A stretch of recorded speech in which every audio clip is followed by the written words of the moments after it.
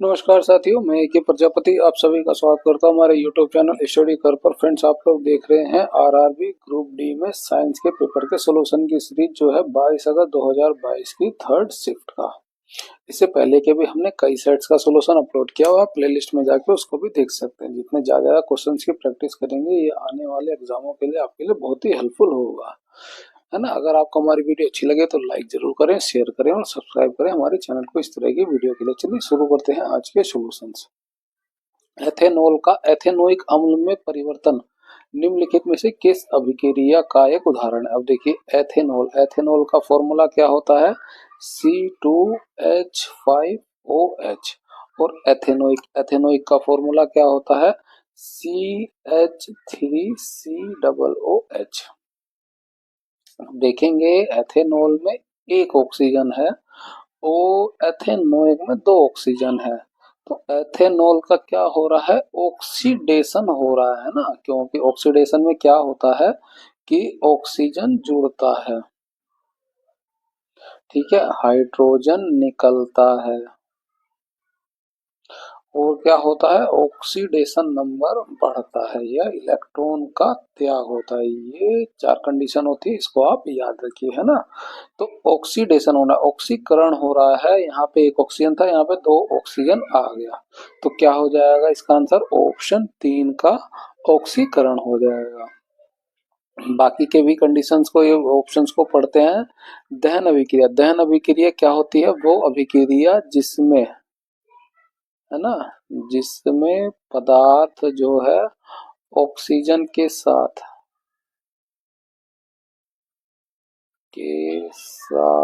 तेजी से अभिक्रिया करके,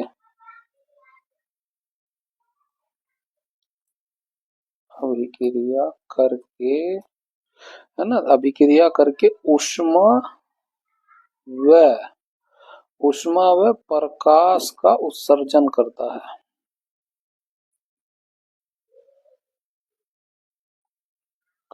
है, दहन अभिक्रिया होती है ना। जैसे क्या होता है कि हम ले पेट्रोल का जलना, है ना, पेट्रोल का जलना हो गया, डीजल का जलना हो गया, लकड़ी का जलना, तो क्या होगा, ये सारी दहन अभिक्रिया, इसमें ऊष्मा और प्रकाश दोनों ही मिलेगा।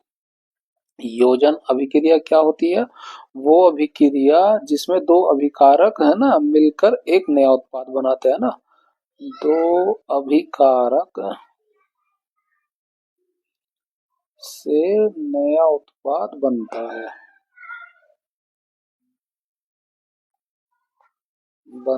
है, वो होती है योजन अभिक्रिया। इसका एक एग्जांपल है, जैसे हाइड्रोजन और क्लोरीन, है ना, आपस में अभिक्रिया करके क्या बना लेंगे, HCl। HCl क्या होता है, एक अम्ल होता है, तीव्र अम्ल। इसको आप याद रखिए। एक और एग्जांपल लेते हैं इसका, जैसे कि कैल्शियम ऑक्साइड और जल, जब ये अभिक्रिया करते हैं तो क्या बनाते हैं, कैल्शियम हाइड्रोक्साइड, एक नया ही उत्पाद बना लेते हैं ना।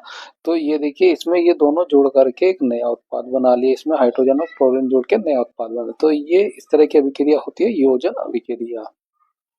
प्रतिस्थापन अभिक्रिया क्या होती है, वो अभिक्रिया जिसमें एक तत्व दूसरे तत्व को प्रतिस्थापित कर देता है ना, वो अभिक्रिया जिसमें अधिक अभिक्रियाशील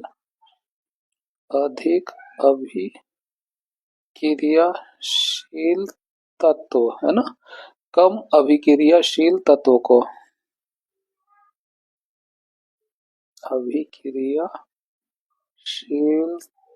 तत्व को प्रतिस्थापित कर देता है, प्रतिस्थापित कर देता है, प्रतिस्थापन अभिक्रिया कहलाती है।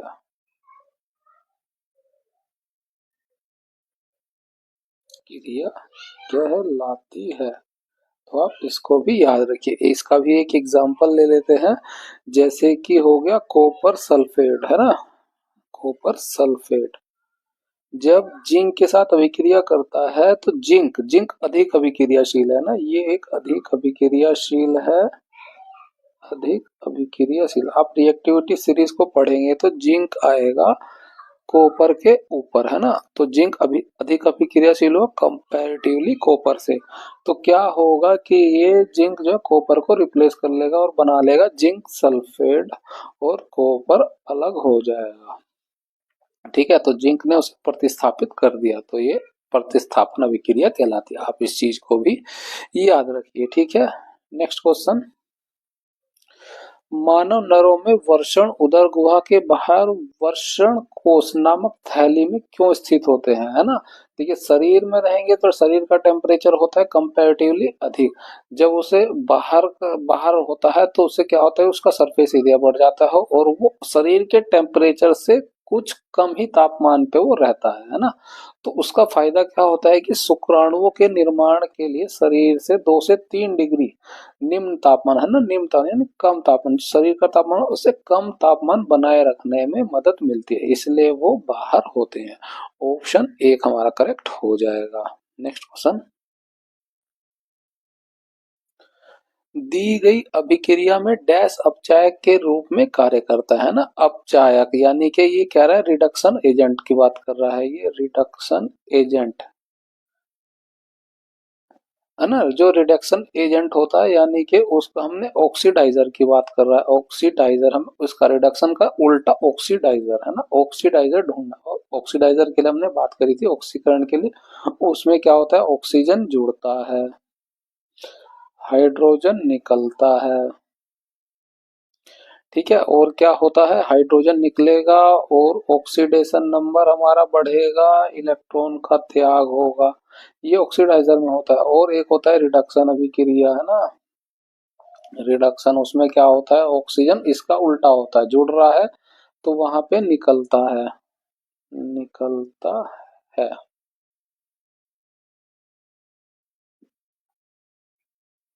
ठीक है, उसमें हाइड्रोजन जुड़ता है, ऑक्सीडेशन नंबर घटता है, इलेक्ट्रॉन वो ग्रहण करता है। ठीक है, तो हमें ये रिडक्शन एजेंट की बात कर रहे हैं, रिड्यूसिंग एजेंट की, तो उसका हमें ऑक्सीडाइजर ढूंढना है। अब यहाँ देखेंगे इस अभिक्रिया में फेरोन ऑक्साइड है और ये कार्बन मोनोऑक्साइड, और ये कार्बन मोनोऑक्साइड एक और ऑक्सीजन को ग्रहण करके कार्बन डाइऑक्साइड बना रहा है ना। तो इसमें जो है ऑक्सीजन जुड़ रहा है, तो ये एक ऑक्सीडाइजर हो जाएगा। ऑप्शन 4 हमारा यहाँ पे करेक्ट हो जाएगा। Next question. निम्नलिखित धातुओं में धात्विक तत्व का सही क्रम क्या है। अब हम इसमें देखेंगे सोडियम, सोडियम आता है पहले ग्रुप में। ठीक है, और मैग्नीशियम को देखेंगे वो आता है दूसरे ग्रुप में। ठीक है, और क्या होता है कि जो होता है ये सीजियम, सीजियम आता है पहले ग्रुप में। पहले ग्रुप में भी नीचे है ना, सोडियम के नीचे आएगा पोटेशियम, फिर उसके बाद आएगा रुबेडियम, फिर आएगा सीजियम। ठीक है, ये सोडियम लिख देते हैं हमें, पहले ग्रुप में सोडियम आ जाएगा, उसके नीचे पोटेशियम, रुबेडियम, फिर सीजियम आएगा। ऐसे ही दूसरे ग्रुप में क्या होगा कि सबसे पहले आ जाएगा उसमें मैग्नीशियम, फिर आएगा कैल्शियम, फिर आ जाएगा स्ट्रेशियम और फिर आएगा बेरियम। ठीक है, तो ये देखेंगे ये एक दूसरे के आमने सामने हो गए और ये एक दूसरे के आमने सामने हो गए। और हम जानते हैं कि जब आवर्त सारणी में लेफ्ट से हम राइट की तरफ जाते हैं तो उसका घातविक गुण घटता है, घातविक गुण घटता है। और जब ऊपर से हम नीचे की तरफ जाते हैं, ठीक है, तो क्या होता है, घातविक गुण बढ़ता है, गुण बढ़ता है।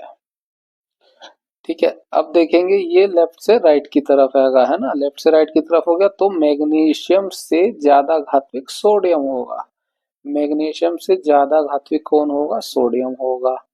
और इसमें देखेंगे सोडियम से भी अधिक घातविक कौन होगा, सीजियम होगा, है ना। और यहाँ देखेंगे सीजियम उसके राइट में बेरियम हो गया, तो बेरियम से भी ज्यादा जो है सीजियम होगा और सीजियम सोडियम से भी ज्यादा होगा, है ना। लेकिन अगर हम सोडियम से कंपेयर करें बेरियम को तो बेरियम उससे ज्यादा जो है घातक है। क्यों, क्योंकि भले ही दूसरे ग्रुप में लेकिन उसमें नीचे की तरफ है और ऊपर से नीचे अधिक घातक होता है, तो सोडियम से ज्यादा घातक बेरियम हो जाएगा और बेरियम से ज्यादा घातक सीजियम हो जाएगा।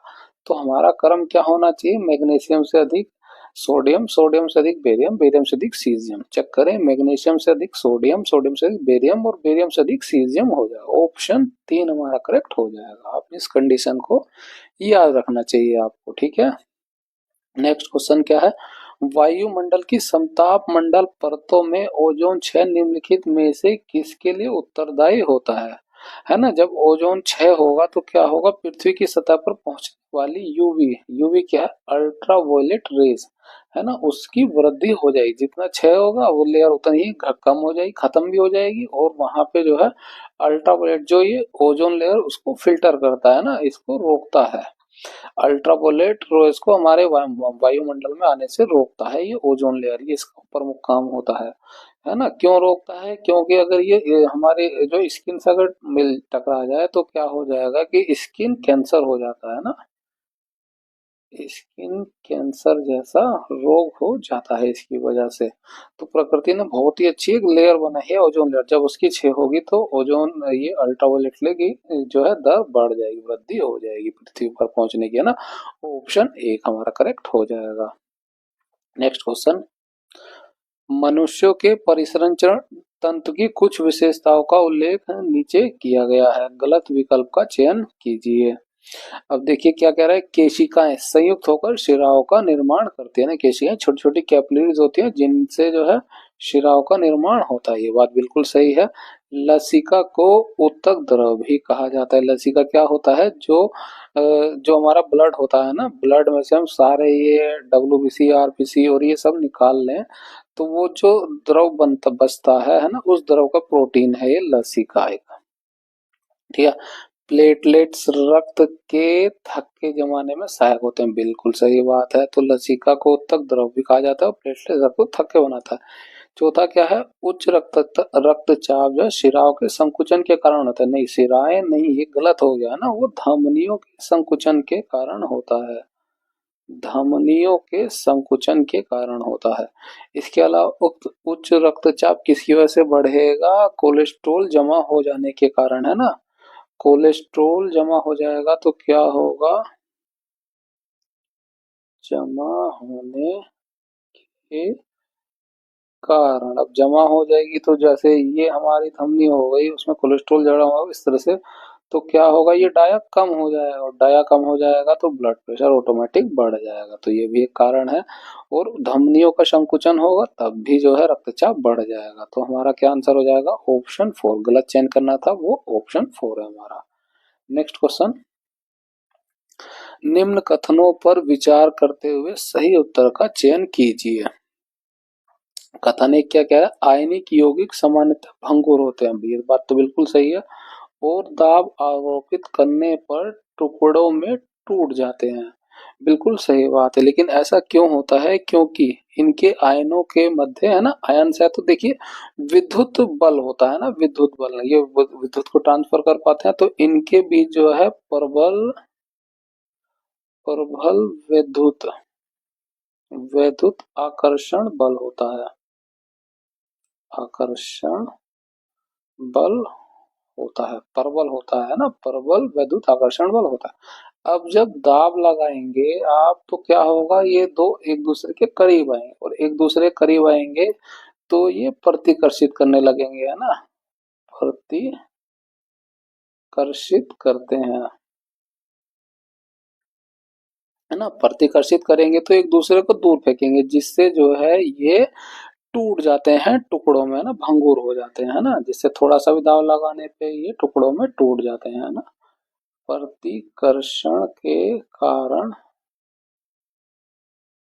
प्रतिकर्षण के कारण ये भंगुर हो जाते हैं, भंगुर हो जाते हैं, ठीक है।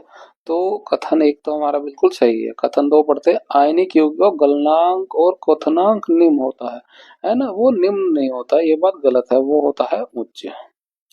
उच्च क्यों होता है, क्योंकि इनमें जो है अंतर आयनिक आकर्षण जो बल होता है ना, अंतर आयनिक आकर्षण बल, अंतर आयनिक आकर्षण, आयनिक आकर्षण, जो आयनों के बीच आकर्षण होता है वो अधिक होता है, अधिक होता है, जिसको तोड़ने के लिए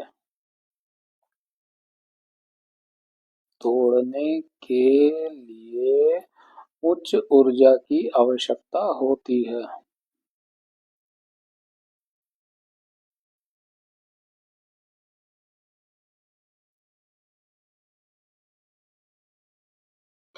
तो गलनांक और क्वथनांक उसका उच्च हो जाएगा। तो आंसर क्या हो जाएगा हमारा? कथन एक तो सही है, कथन दो गलत है। कथन एक सत्य है और कथन दो असत्य है।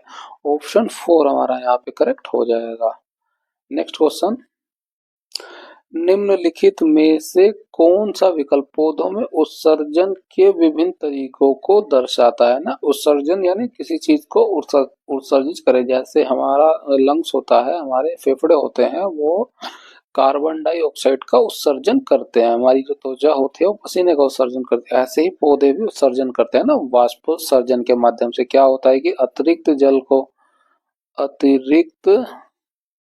अतिरिक्त जल को वाष्पोत्सर्जन के माध्यम से उत्सर्जित कर देते हैं। और विसरण है ना, विसरण क्या होता है? उच्च दाब से निम्न दाब की ओर, है ना, जो होता है ट्रेवल, है ना, उच्च दाब से निम्न दाब की ओर जो प्रवाह होता है उसे विसरण बोला जाता है। उसमें क्या होता है कि CO2 व ऑक्सीजन का विसरण होता है ना। आपने देखा होगा तो को जो है ऑक्सीजन को जो है वो एटमॉस्फेयर में रिलीज करते हैं, तो ये भी उत्सर्जन कर रहे हैं। और क्या होता है, संग्रहण किस चीज का कर लेते हैं? संग्रहण के माध्यम से कैसे उत्सर्जन होता है कि जैसे पेड़ पौधे जो होते हैं वो गोंद भी बनाते हैं ना, गोंद व रेजिन, जो ये अपशिष्ट है पौधों के लिए, है ना, अपशिष्ट, है ना, ये पौधों के लिए अपशिष्ट है। उसको वो क्या करते हैं कि वो तने, है ना, पत्तियों व छालो, है ना, छाल पर जमा कर देते हैं, जमा कर देते हैं, जिसे बाद में वो गिर जाते हैं या पक्षी उसे गिरा देते हैं या जैसे हम लोग उसे निकाल लेते हैं ना, तो वो इस तरह से उत्सर्जन कर देते हैं। तो यहाँ पे ये एक हमारा करेक्ट हो जाएगा, वाष्पोत्सर्जन, विसरण और संग्रहण तीनों के माध्यम से ही वो करते हैं। नेक्स्ट क्वेश्चन, एक अवतल दर्पण जिसकी फोकस दूरी जो है परिमाण जो है 20 सेंटीमीटर है, अवतल दर्पण है तो फोकस दूरी क्या हो जाएगी? माइनस में हो जाएगी, माइनस का 20 सेंटीमीटर है। उससे जो है 60 सेंटीमीटर की दूरी पर वास्तविक प्रतिबिंब बन रहा है, तो उसका प्रतिबिंब जो होगा v वो भी माइनस में बनेगा, माइनस का 60। वस्तु की दूरी ज्ञात कीजिए, हमें यू निकालना है। फॉर्मूला क्या होता है दर्पण के लिए? 1/f बराबर 1/v प्लस 1/u होता है। ठीक है, बस वैल्यूज को रख दीजिए। ये 1 बटा माइनस का 20 हो जाएगा, बराबर v क्या हो जाएगा? 1 बटा माइनस का 60 हो जाएगा, प्लस 1 बटा यू हमें निकालना है, तो इस वैल्यू को हम इधर ले आते हैं, तो माइनस का 1/20 और प्लस हो रहा है तो हम इधर लिख लेते हैं, इससे पहले वो 1/60 हो गया। अब ये 60 है तो हम इसे भी 60 बना लेते हैं, कैसे? ऊपर नीचे 3 की गुणा करके। ठीक है, तो क्या हो जाएगा? 60 60 हो गया, 60 कॉमन आ जाएगा और ये आ जाएगा 1 - 3, इसको घटा देंगे, कितना हो जाएगा? माइनस का 2/60 बराबर 1/u, इसे भाग करेंगे ये 1/30 हो जाएगा। तो u की वैल्यू कितनी हो जाएगी? इसको उल्टा कर देंगे, u बराबर हो जाएगा माइनस का 30, है ना, ये माइनस बच रहा है, माइनस का 30 क्या हो जाएगा? सेंटीमीटर। ऑप्शन 4 हमारा करेक्ट हो जाएगा। अब देखिए इसको एक इमेज की तरफ से ही बना देते हैं ताकि और आपको अच्छा कंसेप्ट क्लियर हो जाए। ये हो गया हमारा एक अवतल दर्पण, फोकस दूरी दी है, ये उसकी फोकस दूरी हो गई। यहाँ पे कहीं फोकस का डबल होता है वक्रता केंद्र, ये दिया है 20 सेंटीमीटर, है ना। अब देखिए लाइट इधर से आती है इसलिए उसकी अपोजिट मेजर करते हैं, इसलिए वो जो है नेगेटिव होता है। तो प्रतिबिंब जो है हमारा ये 40 पर होता है, भाई फोकस का डबल पे 40 पे ही होगा। और वस्तु जो है हमारी इस यहाँ पे कहीं आ रहा है, आंसर जो है 30 आया ना, तो यानी 20 और 40 इसके बीच में हमारा ऑब्जेक्ट है। ठीक है। और प्रतिबिंब कहाँ बनेगा, 60 यानी 40 के बाद बनेगा। यहाँ पे कहीं हमारा प्रतिबिंब बनेगा। तो यानी कि अब देखिए यहाँ से हमें क्या पता चला, हमारा जो वस्तु है वो जब सेंटर और फोकस के बीच में होता है तो हमारा प्रतिबिंब सेंटर और इन्फानाइट के मध्य बनता है। और कैसा बनेगा, वास्तविक बनेगा, उल्टा बनेगा और बड़ा बनेगा। कितना बड़ा बन रहा है आप मैग्निफिकेशन से निकाल सकते हैं, माइनस का u अपॉन v। ठीक है, आप दोनों ही वैल्यूज को रखेंगे तो आपको मिलेगा माइनस में 3 मैग्निफिकेशन, है ना। यानी कि ये अगर जो है एक यूनिट है तो ये 3 यूनिट बन रहा है, 3 गुना बन रहा है ये उसका, है ना। तो ये भी एक अच्छा पॉइंट हो गया। ऑप्शन 4 हमारा यहाँ से करेक्ट हो जाएगा। Next question. So 1000 what rating वाले एक इलेक्ट्रिकल हीटर और 2000 वाट रेटिंग वाले एक इलेक्ट्रिकल हीटर को प्रतिदिन 4 घंटे के लिए उपयोग किया जाता है और 10 दिन में वह ऊर्जा ज्ञात कीजिए। अब जो है 4 आवर्स जो है पर डे यूज किया जा रहा है और 10 दिन के लिए, तो यहाँ से जो है डे से डेज कट जाएगा, हमें मिलेगा 40 आवर्स। ठीक है, 1000 वाट की रेटिंग ये है, 2000 वाट की रेटिंग ये है, कितना हो जाएगा 3000 वॉट हो जाएगा। ऊर्जा खपत क्या होती है, वाट इंटू आवर होता है ना, टाइम होता है 40 घंटे को, बस इसकी गुणा कर दिए, कितना हो जाएगा 4×3=12 और ये 3 जीरो और 1 जीरो ये। इसको देखिए यहाँ पे पूछा है किलो वाट आवर में पूछा गया है ना, किलो वाट आवर में पूछा गया तो आप 1000 से भाग कर देंगे। ये जो हमारा निकल के आया ये वाट था और ये आवर था, तो हमें क्या मिला, ये किलो वाट आवर में मिला था ये, है ना। तो अब हम 1000 से भाग कर देंगे, क्या होगा अब किलो वाट में मिलेगा, किलो वाट आवर। तो किलो वाट आवर में पूछा गया था कितना हो जाएगा 120। ऑप्शन 3 हमारा करेक्ट हो जाएगा। Next question. नीचे दिए गए परिपथ में कुल धारा ज्ञात कीजिए। अब देखिए ये एक श्रेणी है गया ना, श्रेणी क्रम हो गया। और श्रेणी क्रम में पता है करंट जो है दोनों के लिए हमारा बराबर होता है ना। धारा जो होती है वो दोनों के लिए ही बराबर होती है, जितनी धारा यहाँ होगी उतनी धारा यहाँ होगी। अब श्रेणी क्रम में है तो दोनों ही ये रेजिस्टेंस जुड़ जाएंगे, तो इक्विवेलेंट रेजिस्टेंस हमें कितना मिलेगा, R1 होता है R1 प्लस R2 होता है। श्रेणी क्रम में दोनों जुड़ जाते हैं तो दोनों ही 2 प्लस 2 हो जाएगा, कितना हो जाएगा 4। इक्विवेलेंट रेजिस्टेंस हमें 4 मिला। वोल्टेज है 4 का, तो धारा निकालने V इक्वल टू होता है IR, ये इक्विवेलेंट रेजिस्टेंस हो गया। वोल्टेज है 4 ओम का, धारा हमें निकालनी है और प्रतिरोध हमें मिला है 4। 4 से 4 चला जाएगा, धारा में कितनी मिलेगी, एक। एक कितना, 1 एम्पियर। यूनिट को भी आप याद रखिए, है ना। आंसर क्या हो जाएगा, 2 का 1 एम्पियर हो जाएगा। ये 4 वोल्ट दिया था, बस वही हमने वैल्यू यहाँ रखी है। Next question. निम्न कथनों पर विचार कीजिए और सही उत्तर का चयन कीजिए। वॉशिंग सोडा सोडियम क्लोराइड से निर्मित किया जाता है, बिल्कुल सही, है ना। सोलवे प्रक्रिया से किया जाता है, सोलवे प्रक्रिया से। सिर्फ सोडियम क्लोराइड ही नहीं होता है, उसके अलावा अमोनिया भी यूज होता है, कैल्शियम कार्बोनेट भी यूज होता है ना। इन सबसे जो है पहले बनता है सोडियम बाई कार्बोनेट और इसको फर्दर गर्म करते हैं तो हमें वॉशिंग सोडा यानी कि सोडियम कार्बोनेट। वॉशिंग सोडा का फॉर्मूला क्या होता है, Na2CO3 हमें मिलता है। ठीक है, तो निर्मित होता है ये इससे, सॉल्वे प्रक्रिया से, सोडियम क्लोराइड से निर्मित है, बिल्कुल। उसके बाद ये अगर अमोनिया और ये भी दिया गया तो इससे भी होता है ना, इसको भी आ जाएगा, तीनों ही चीजें मिलती हैं। ये कथन हमारा सही है। कथन दूसरा क्या है, यह गंदगी और ग्रीस पर हमला करके जल में घुलनशील उत्पादों का निर्माण करता है जिसे बाद में पानी से धो दिया जाता है, बिल्कुल ये भी उसका इस्तेमाल है। इसके अलावा और भी कई जगहों पे इसका इस्तेमाल अलग अलग कामों से होता है, जैसे कागज उद्योग में होता है इसका उपयोग, है ना। और क्या होता है दूसरा, कांच बनाने में होता है, कांच निर्माण में होता है। इसके अलावा और किस में होता है, जल को मृदु करने में।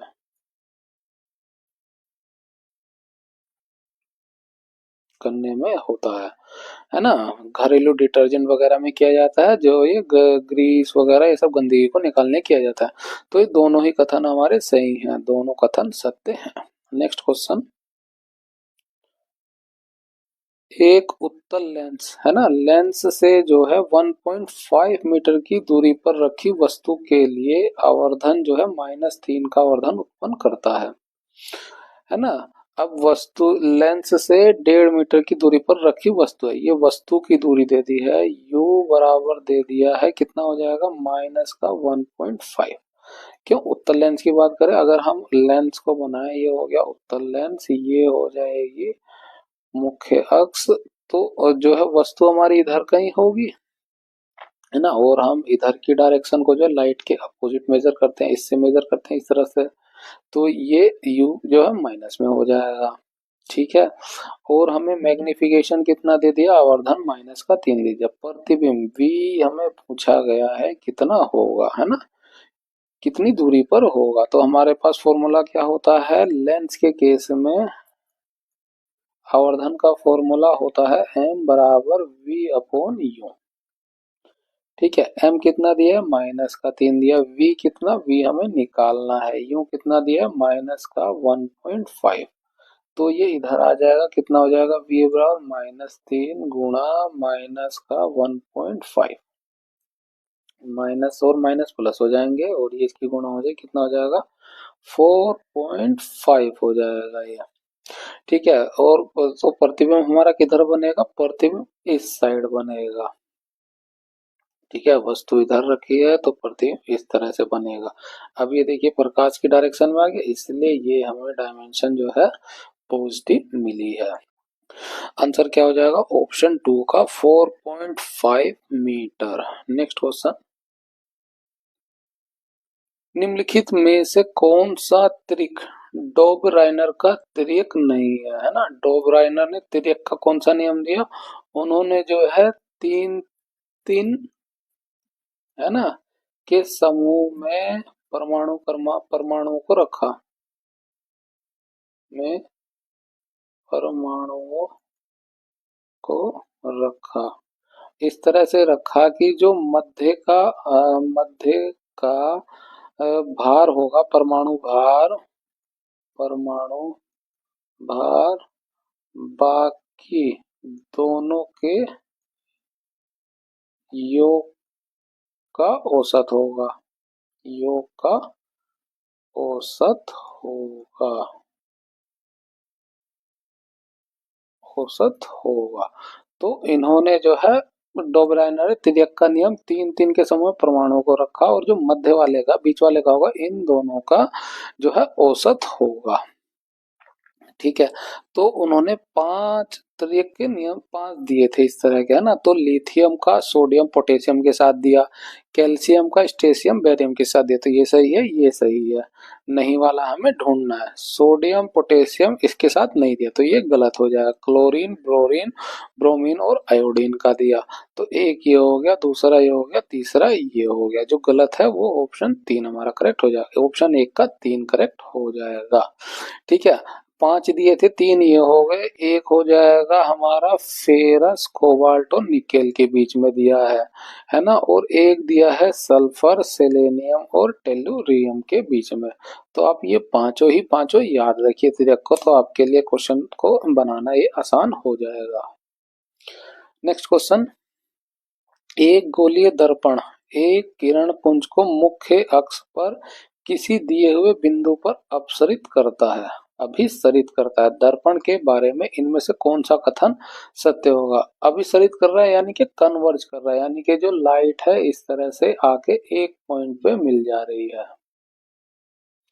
ठीक है, वो किस में होता है, वो कौन से दर्पण में होता है, वो काम होता है अवतल दर्पण में, है ना। और जो ये कन्वर्जिंग होता है, इसे बोलते हैं कन्वर्जिंग, और एक होता है डाइवर्जिंग, ऐसे ही होता है।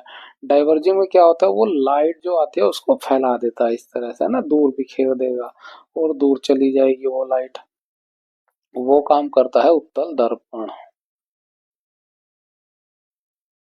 ठीक है, इस बात को याद रखिए। तो यहाँ पे अभिसरित की बात कर रहा है तो वो कौन करेगा, कन्वर्जिंग कौन करता है, अवतल दर्पण करता है। तो हमारा क्या आंसर हो जाएगा, ऑप्शन ए का प्रयुक्त अवतल दर्पण है वो, बिल्कुल। और हम जानते हैं अवतल दर्पण की जो फोकस दूरी होती है वो ऋणात्मक होती है, अभी थोड़ी देर पहले हमने डिस्कस भी किया था, है ना। और जो है अवतल उत्तल दर्पण, उत्तल दर्पण इसकी क्या होगी, फोकस दूरी क्या होगी, पॉजिटिव होगी, धनायन होगी, होता है, ठीक है। और क्या होगा, अभिसरण बिंदु दर्पण का मुख्य फोकस होता है, बिल्कुल सही है ना। जो ये अवतल दर्पण हो गया, ये मुख्य अक्ष हो गया और ये फोकस पॉइंट हो गया, है ना। तो जो लाइट होगी वो कन्वर्ज होके कहाँ आएगी, वो उसके फोकस पॉइंट पर आती है। अभिसरण बिंदु दर्पण का मुख्य फोकस है, बिल्कुल सही। ओ ये भी हमारा सही है, बी हमारा गलत है। तो ए और सी इसका आंसर हो जाएगा, ऑप्शन 3 ए और सी करेक्ट है। नेक्स्ट क्वेश्चन, ये है जिंक ऑक्साइड प्लस कार्बन, जो है जिंक और कार्बन मोनोऑक्साइड अभिक्रिया से क्या हो रहा है। अब यहाँ पे हम देखेंगे कि जो है जिंक से जो है ऑक्सीजन निकल रहा है और कार्बन में ऑक्सीजन जुड़ रहा है ना। तो क्या हो रहा है, जिंक का अपचयन हो रहा है। अपचयन में क्या होता है, ऑक्सीजन निकलता है, ऑक्सीजन निकलता है ना। इसमें ऑक्सीजन था, ऑक्सीजन निकल गया। ये किस में होता है, अपचयनित में होता है। अगर इसका पूछता है इसका क्या हो रहा है, इसका ऑक्सीडेशन हो रहा है, यहाँ पे किसी में ओसी का नहीं दिया हुआ है। तो यही हमारा आंसर हो जाएगा, ऑप्शन 1, है ना। ऑक्सीडेशन और रिडक्शन की हमने बात करी ली है, किसमें क्या होता है ना, इसमें ऑक्सीजन निकलता है, हाइड्रोजन जुड़ता है, ठीक है, ऑक्सीडेशन नंबर घटता है, ठीक है। और क्या होता है, इसमें इलेक्ट्रॉन जुड़ता है। नेक्स्ट क्वेश्चन, जब किसी चुंबक को किसी कुंडली के पास ले जाया जाता है तो यह कुंडली के एक प्रेरित विभवांतर उत्पन्न करता है। जब हम कुंडली के पास चुंबक की गति को बढ़ाते हैं तो क्या होता है ना, चुंबकीय गति को बढ़ा रहे हैं। तो विद्युत चुंबकीय प्रेरण के सिद्धांत के अनुसार, है ना, वो डिपेंड करता है नंबर ऑफ कॉइल्स पर और rate of change of flux पर, ठीक है, रेट ऑफ चेंज। अब चुंबक की गति को बढ़ाएंगे तो जो फ्लक्स होगा, फ्लक्स का जो परिवर्तन होगा वो बढ़ जाएगा, है ना। फ्लक्स,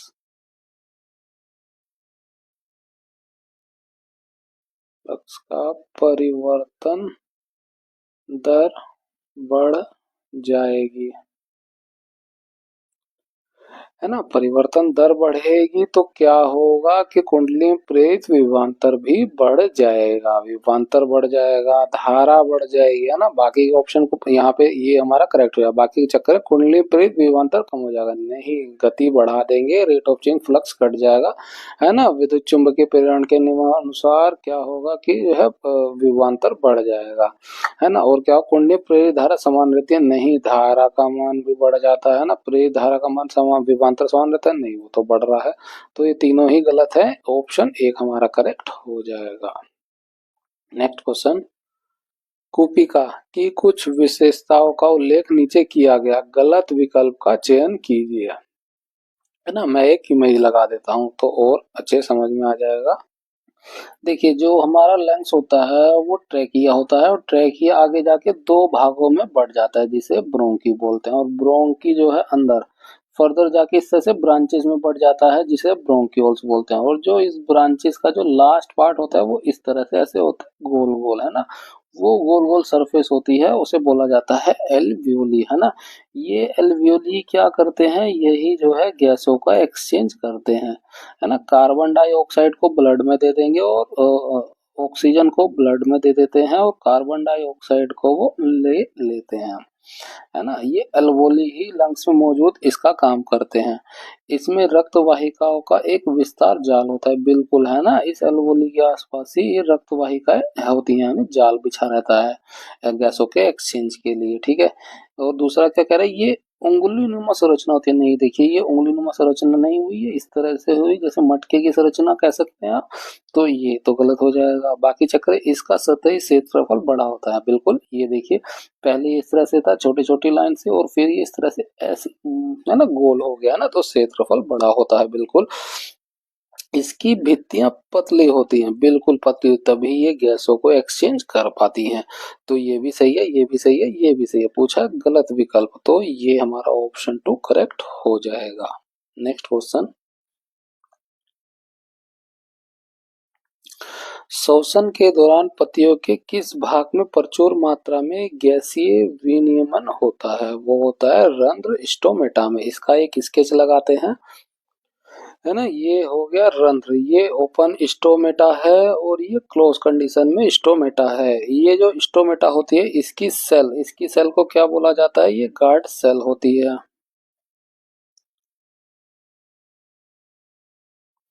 है ना। गार्ड सेल्स क्या करती हैं कि दिन के समय प्रकाश संश्लेषण के लिए क्या होता है कि ये चार्ज हो जाती हैं और इसमें जो है पानी भरने लग जाता है ना, वाटर मॉलिक्यूल इसके अंदर आता है। जब अंदर आता है तो इस तरह से बेंड हो जाती है, मुड़ जाती हैं तो ऑटोमेटिकली ये खुल जाती हैं। तो इस तरह से जो है ये ऑक्सीजन को निकालती हैं और कार्बन डाइऑक्साइड को लेती हैं, काम होता है।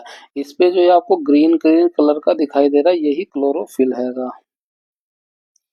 क्लोरोफिल है। क्लोरोफिल में क्या होता है? मैग्नीशियम होता है, जिसकी वजह से ये हरे रंग का होता है।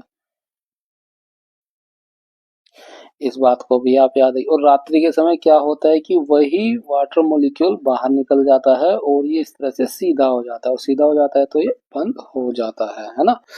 तो श्वसन के दौरान पत्तियों की किस भाग में प्रचुर मात्रा में गैसीय एक्सचेंज होता है? वो होता है उसके स्टोमेटा में, है ना। ये जो है ऑक्सीजन को निकालता है और जो है इस तरह से कार्बन डाइऑक्साइड को ग्रहण करता है। क्लोरोफिल का भी हमने काम बता दिया इस तरह से। नेक्स्ट क्वेश्चन, निम्न में से कौन सा हेक्सेन का समजातीय श्रेणी है? हेक्स मतलब हो गया कार्बन है 6, और एन का मतलब हो गया, इसका फॉर्मूला हो जाएगा CnH2n+2। अब कार्बन 6 है तो यहाँ रख देंगे, एन की वैल्यू हो गई 6। क्या हो जाएगा? C6, 6 दूनी 12 और 2 14, H हो जाएगा 14, है ना। पूछा है समझाती श्रेणी का अगला सदस्य क्या होगा? 6 के बाद अगला नंबर क्या आएगा? 7 आएगा, तो 7 रखेंगे फॉर्मूले में। इसमें C7 हो जाएगा और 7 दूनी 14, 2 16 हो जाएगा। ये तो अगला सदस्य क्या होगा? C7H16। C7 का मतलब क्या हो गया कि वो हो गया हेप्ट, है ना। एन हो गया, एन समझाती श्रेणी का हो गया तो हेप्टेन कहलाएगा वो, हेप्टेन। तो हमारा आंसर क्या हो जाएगा? आंसर एक का हेप्टेन करेक्ट हो जाएगा, ये गलत हो जाएगा। पेंटेन में क्या होता है कि कार्बन जो है 5 होते हैं, तो इसका फॉर्मूला क्या हो जाएगा? C5, 5 दूनी 10 और 2 12 हो जाएगा। ये इसका फॉर्मूला हो गया, है ना। ये बाद का हो गया और ये उससे पहले का हो गया, हेक्सेन से पहले का। इसको भी आप याद रखिए। नेक्स्ट क्वेश्चन, कुछ महिलाओं में अंडवाहिनियां अवरुद्ध हो जाती हैं। ऐसी महिलाएं बच्चा पैदा करने में असमर्थ होती हैं, है ना, क्योंकि शुक्राणु निषेचन के लिए अंडाणु तक पहुंच नहीं पाते हैं। ऐसे मामलों में डॉक्टर जो है आईवीएफ की सलाह देते हैं। इस प्रक्रिया के कुछ चरण नीचे दिए गए हैं, गलत चरण जो है वो हमें बताना है। अब देखिए, गलत चरण हमें ढूंढना है। आईवीएफ में होता क्या है कि जो अंडाणु होता है महिला का और पुरुष का शुक्राणु होता है, उसको फर्टिलाइज शरीर के बाहर करवाते हैं, और बाहर करवा के उस जो फर्टिलाइज होने उसे युग्मनज होता है, उससे जो है अंदर डाल दिया जाता है गर्भाशय के कुछ दिनों के बाद। ठीक है, तो यहाँ पे देखिए युग्मनज को बाहर रखा जाता है और उसका विकास एक परखनली में होता है। युग्मनज बाहर तो रहता है कुछ समय के लिए ना, कुछ दिन के लिए, बल्कि फिर वो वापस गर्भाशय में डाल दिया जाता है। उसका विकास परखनली में बिल्कुल नहीं होता, ये बात गलत हो जाएगी। दूसरा पढ़ें, युग्मनज बनता है और उसे 1 सप्ताह के बाद गर्भाशय में रखा जाता है। हाँ भाई, ये बात बिल्कुल सही है। अंडाणु और शुक्राणु का संलयन शरीर के बाहर होता है, यही आईवीएफ का तरीका होता है ना। फर्टिलाइज वो बाहर कराते हैं और जो युग्मनज बनता है उसे जो 1 सप्ताह बाद गर्भाशय में डाल दिया जाता है। पूर्ण विकास जो है गर्भाशय में ही होता है फिर उसका। तो ये बात भी सही, ये भी सही है, ये भी सही है, ये गलत हो जाएगा। युग्मनज बाहर रखा जाता है, प्रजनन में विकास ऐसा नहीं होता है। नेक्स्ट क्वेश्चन, एक इलेक्ट्रिक हीटर है जो 220 वोल्ट का है पर 2200 व्हाट रेट किया गया है, उपकरण में संयोजित फ्यूज तार का न्यूनतम रेटिंग क्या होगा। अब देखिए यहाँ पे हमें पावर दी है, पावर बराबर क्या होता है, वोल्टेज इनटू करंट होता है ना। वोल्टेज वोल्ट हमें दिया हुआ है, वाट हमें दिया है 2200, 2200 है। वोल्ट हमें दिया है 220, तो यहाँ से हमारी धारा निकल जाएगी, इससे भाग करेंगे ये 10 बार में चला जाएगा। धारा निकली हमारी 20, 20 क्या 20 एम्पियर की धारा हमें मिली। तो फ्यूज का न्यूनतम रेटिंग क्या होना चाहिए, 10 एम्पियर का होना चाहिए। ऑप्शन एक हमारा करेक्ट हो जाएगा। नेक्स्ट क्वेश्चन, प्रेरित विभवांतर की एसआई इकाई क्या होती है। विभवांतर की एसआई इकाई होती है वोल्ट, और ये किसकी होती है, धारा की होती है एसआई इकाई, इसको भी आप याद रखिए। नेक्स्ट क्वेश्चन, कांच के प्रिज्म से होकर गुजरने पर श्वेत प्रकाश के किस रंग घटक का विचलन अधिकतम होता है। देखिए हमने उस दिन भी डिस्कस किया था, प्रिज्म बनाए एक, तो ये प्रिज्म हो गया है, ये आपतित किरण होती है, ये अपवर्तित किरण होती है, ठीक है, और ये होती है वो निर्गत किरण। अब जब प्रिज्म से गुजरती है तो वो 7 अलग अलग रंगों में टूट जाती है। अब मैं सारे तो नहीं बनाऊंगा यहाँ पे, ये मैंने 3 बना दिया है ना, ठीक है। और जो हम इस निर्गत कोण को हम पीछे की तरफ इस तरह से एक्सटेंड करें, और जो आपतित किरण को इस तरह से एक्सटेंड करें, तो इनके बीच जो एंगल होता है इसी को बोला जाता है विचलन, है ना। विचलन कोण यही होता है, विचलन कोण होता है। अब सबसे ज्यादा किसका होता है, वो उसकी सीरीज है कि वी आई विबग्योर बोला जाता है, विबग्योर GYOR। तो सबसे ज्यादा विचलन होता है वो होता है बैगनी कलर का, बैगनी कलर का सबसे अधिक होता है विचलन होता है। अब देखिए ये नीचे की तरफ है, इस तरह से ऐसे ऐसे बनते हुए रेड का नंबर आएगा, तो रेड का विचलन जो है सबसे कम होगा, है ना। जितना कम एंगल बनेगा ये सबसे ज्यादा एंगल बन रहा है ना। तो सबसे ऊपर किसका होता है, रेड होता है। रेड का जो क्या होता है, इसका विचलन कम होता है, कम होता है, इसीलिए जो है सिग्नल वगैरह पे रेड कलर का इस्तेमाल किया जाता है ना, रुकने के लिए, ताकि जो है दूर से ही दिखाई दे जाए ये। और एक्सीडेंट से अच्छा है कि आप दो पहले ही सावधान हो जाए और रोक लें गाड़ी को अपनी, है ना। तो क्या हो जाएगा, विचलन एकदम किसका होता है, बैगनी रंग का। उसके बाद ये घटता हुआ क्रम होता है ना, यहाँ लिख देते हैं विचलन का घटता क्रम, ताकि आपको याद रहे, है ना। तो उससे कम नीला, नीले का जो है जो बैगनी के बाद उससे कम नीला होगा, और उससे कम फिर हरा होगा, है ना। हरा सबसे कम होगा लाल का यहाँ पर ऑप्शंस में, तो सबसे अधिक किसका होगा, बैगनी का। यहाँ पर जो है हमारा, यहाँ पर जो है हमारा साइंस का पोर्शन कंप्लीट होता है, ठीक है। अगर आपको हमारी वीडियो अच्छी लगी है तो लाइक शेयर और सब्सक्राइब जरूर करें हमारे चैनल को इसी तरह की वीडियो के लिए। वीडियो की पीडीएफ के लिए आप हमारे टेलीग्राम चैनल स्टडी कर्व को ज्वाइन कर सकते हैं।